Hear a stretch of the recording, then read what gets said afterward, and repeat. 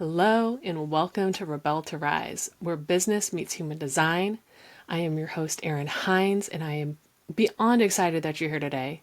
I've had this podcast brewing in my mind for many months, and it's finally getting out in the world, and I'm so excited. So first off, thank you for listening. This podcast is not just about business. It's about breaking free from those shoulds, those expectations, the burnout, and learning to unapologetically devote yourself to what really lights you up. I'm here to help you as a CEO, an entrepreneur, a business owner, a leader. Reclaim your time, trust yourself fully, and build a life that just feels like freedom. And not just an endless to-do list, because I believe success isn't about doing things the way you were taught. It's about doing them in a way that really just feels right for you. But with all that said, this did not come naturally to me, and it's not something that I've always known. For years, I did everything I was supposed to do. I went to college. I got a degree. I landed jobs. I racked up certifications. I was following these steps that society laid out. Get good grades, land a solid job, climb the ladder to success. But that wasn't exactly what my directory was looking like. I was a business architect working on strategy and efficiency and refining processes for companies. And on paper, it looked like success. But deep down, there was just this feeling something was missing. I wouldn't say I was miserable. I loved learning. I loved problem solving. I loved helping people and creating order out of chaos in my day-to-day. But I kept waking up with this feeling of something was just off. Like I was meant for something different, something bigger. But of course, I had no idea what that was. So I did what any millennial does when they're having an existential crisis, and I started Googling it. And I ended up finding this purpose coach who was someone that helped people find what they were actually meant to do. And the more I read about it, I just knew I needed this so badly. And as I started working with her, I started to realize that I never really asked myself some really basic questions that she was asking me. Some of these questions might seem relatively simple, but I never gave them a lot of thought growing up. Like, what do I actually want out of my life? What does success look like to me? What does my ideal day look like? What are my values? And if I could wake up and do anything without a care about money, what would that be? As I asked myself these questions, I really started to see a pattern. I had spent so much time trying to keep things running smoothly, saying yes to make other people happy, and just kind of following this path, this conventional path to success, without actually stopping to ask, is this my path? Is this what I want to be doing for the next 30 years until retirement? And the more I asked myself these questions and dug deep, I really began to realize I had lost sight of myself somewhere along the way. I used to be, a carefree child and all the possibilities in the world. And then suddenly I was on this path that wasn't necessarily my path, but that's what everyone else was doing around me. So I jumped on that path. And so when I realized that I had lost sight of who I was, what I wanted, that's really when this rebellion moment started. I started reflecting on growing up and how I got to where I was. And as I was reflecting back, I really reflected on my time when I went to Cal Poly Pomona and I studied operations management.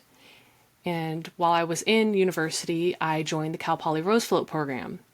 And I realized that was like really the last time that I truly felt alive in my work.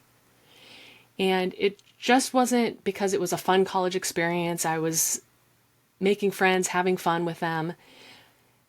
But it was because for the first time, I was pushing myself outside my comfort zone, putting myself in charge, building something from the ground up. And it just felt really good. And when I was part of the Rose Float program, I became president of the program for 2 years. I was leading a team of 40 people, managing a multi-six-figure budget, coordinating massive deadlines, and overseeing the entire float being built from scratch, which honestly could be an entire podcast episode in itself. But I loved every second of that experience. And the more I reflected on that experience, I realized I loved it so much was because I was building something amazing, creating and refining a process and making things better and leading my team to success. I realized there was a very common thread in everything I was enjoying during that time. I loved the challenge of creating something from nothing. I truly loved pushing myself beyond my limits and out of my comfort zone to prove what was possible. And that really deep satisfaction of designing and refining something that actually worked. And we ended up winning awards both years I was president. But really, what the common thread here is I loved creating, I loved leading. And that's when I knew I needed to start creating and leading my own life, which I had not been doing. And then when I looked at my purpose coach, the way she was living her life unapologetically, fully in control of her time, her success, her impact, and living her life with a freedom I so craved, and I didn't even realize it. She was the leader of her own life, and seeing that, I just knew that I had to start my own business. The emotions and the excitement that came up, when I made that decision, it was like a spark lit up inside me, and my entire essence just shifted. This was the peace that I had been searching for so long, and I finally felt like this was my purpose. I dove headfirst into my coaching.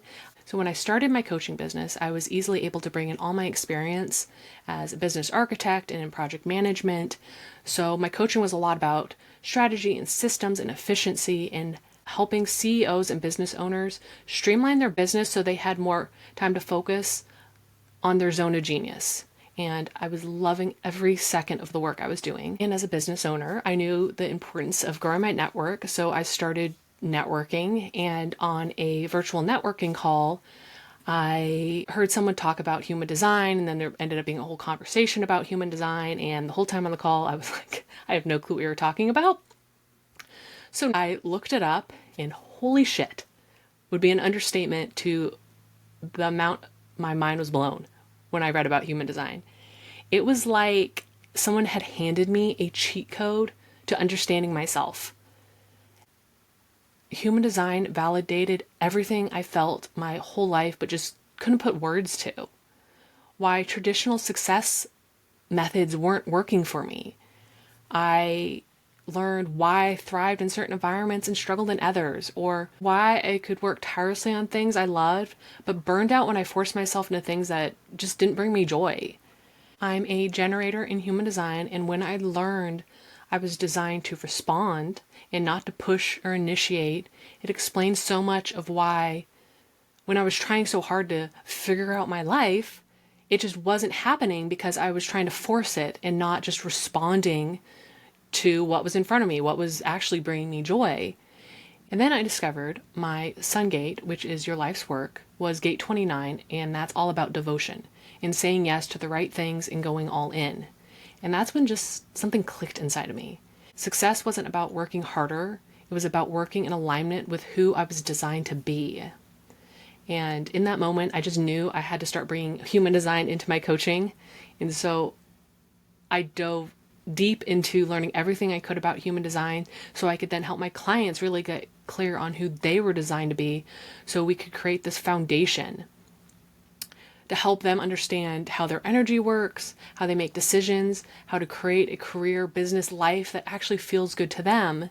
Because in the end, you're not going to feel successful unless it feels aligned and fulfilled and that you're living out your purpose.